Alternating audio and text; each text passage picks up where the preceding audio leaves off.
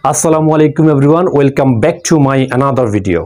আমার একটি গরু ছিল, এর ট্রান্সলেশন কি হবে? আই ওয়াজ এ কাউ নাকি আই হ্যাড এ কাউ? তো এই বিষয় সম্পর্কে যাদের সমস্যা রয়েছে আজকের এই ভিডিওতে আমি এই বিষয়টি নিয়ে ক্লিয়ার করে দিব। কখন ওয়াজ হবে আর কখন হ্যাড হবে। মূলত যখন আমরা বলি আমি ছিলাম, আমি নিজে কোনো কিছু ছিলাম, তখন আই ওয়াজ। যেমন আই ওয়াজ এ স্টুডেন্ট, আমি একজন ছাত্র ছিলাম। আই ওয়াজ রিচ, আমি ধনী ছিলাম। নিজে কোনো কিছু হওয়া বোঝাতে আমরা অতীতকালের জন্য ওয়াজ ব্যবহার করে থাকি।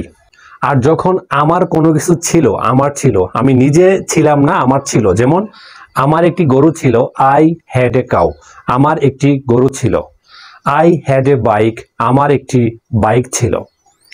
আই হ্যাড মানি, আমার টাকা ছিল।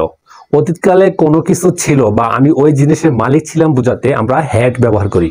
কিন্তু যখন আমি নিজে ছিলাম, আমি কোনো কিছু হই, এর অতীত হচ্ছে ছিলাম, তখন আমরা বলতে পারি I was a student, I was black, I was beautiful, I was handsome, I was rich. তো আশা করছি ভিডিওটি তোমরা বুঝতে পেরেছ। যদি ভিডিওটি ভালো লেগে থাকে অবশ্যই লাইক এবং সাবস্ক্রাইব করতে ভুলবে না। সি ইউ এগেইন, আল্লাহ হাফেজ।